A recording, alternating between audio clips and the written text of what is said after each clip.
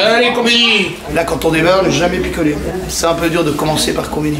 Tu te dis, tiens, je dirais bien un truc sympa à Combini. Donc, peut-être boire un coup, ça te donnera un peu de courage. Pas besoin. Combini, Combini, Combini. Je bois un café. Les enfants, vous n'avez pas un café? Va crever, sale con. Quoi? Qui a dit va crever, sale con? T'es né où et quand? Je suis né à Namur, de 1964. C'est quoi le premier mot que t'as prononcé? Alors ça, j'en sais strictement rien. Tu es en sortant du ventre de ma mère? Pourquoi, j'ai dû dire, mon ami? Pourquoi? J'avais pas demandé, moi. J'ai rien demandé. T'as des frères et sœurs? J'ai un frère, une sœur. T'avais des posters de qui dans ta chambre? Et le premier poster que j'ai acheté, c'était un poster d'Elvis Presley. Et c'était un poster dans les magasins de Flamouche à la mer du Nord. C'était quoi ton premier choc au cinéma? Les parapluies de Cherbourg, c'est ça. Et je ne comprenais pas qu'on puisse dire des choses, d'une musique si belle pour dire des choses si tristes. Et ça me faisait peur. Parce que quand t'es petit, tu penses que la musique, c'est pas fait pour dire des choses tristes.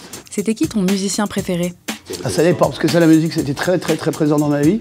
Ah, je mettrais Paul Weller. Paul Weller ou Nick Cave. Comment t'es devenu acteur?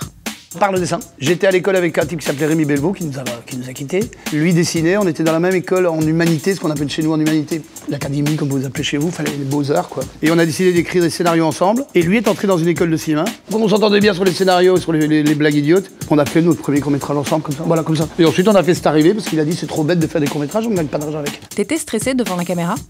Non, aucun. Mais bah bon, c'est parce que c'était mes amis. Et puis la caméra m'aime bien. Ça, c'est ce qu'une bonne femme a dit en voyant la première fois les rushs de C'est arrivé. Non, elle a d'abord dit en voyant ma mère. C'est qui cette folle? J'étais derrière, j'ai dit ma mère. Ah oui, elle est très bien. C'est quoi ta réplique préférée de C'est arrivé? C'est quand je fais. Ils avaient dit qu'ils feraient des cerisiers tout le long du Japon, tout le long des années. Est-ce que tu crois qu'ils l'ont fait? Non. Si, ils l'ont fait. C'était bien fait d'ailleurs. Mais ils se sont arrêtés là. T'as appris quoi de Astérix et Obélix? Qu'est-ce que j'ai appris là-bas? Qu'il ne faut pas faire des films pour de mauvaises intentions. Là, je l'ai fait par vanité. Je me suis dit, tiens, ça me donnait de l'importance. Et en fait, j'ai beaucoup souffert parce que le film était beaucoup trop long, trop loin de chez moi pendant 5 mois. Et après, le film, c'était trop lourd. Je ne suis pas fait pour des machines de guerre. Bon, enfin, c'est dans ces erreurs qu'on apprend. Hein. C'est quoi le film qui te représente le mieux? Les films tout près de chez moi. Plus près c'est de chez moi, mieux c'est. Donc les films qui me ressemblent le plus, c'est les films de Blanc Mariage. Je prends ma voiture, je vais au tournage, et en 20 minutes, je rentre chez moi. Comment résumer Venise n'est pas en Italie? Ah, une comédie avec Valérie Bonneton et Benoît Poelvoort. Je peux pas dire mieux. À partir du moment où il y a Valérie, et si on nous met ensemble, vous allez bien vous amuser. C'est quoi le premier critère dans tes choix de films? Après l'intelligence du réalisateur, est-ce que ça va m'amuser de le faire? Le problème, c'est que je lis super mal les scénarios, mais super mal. Si j'avais vraiment bien lu le scénario du Grand Bain, paresseux comme je suis, mais je ne l'aurais pas fait. Quoi?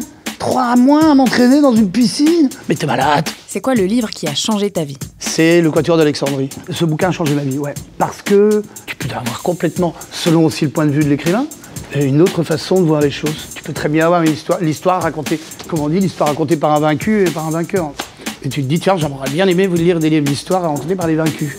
Et ça a changé peut-être ma perception de la vie, ouais. De me dire, c'est pas si simple. Est-ce que t'es accro à quelque chose?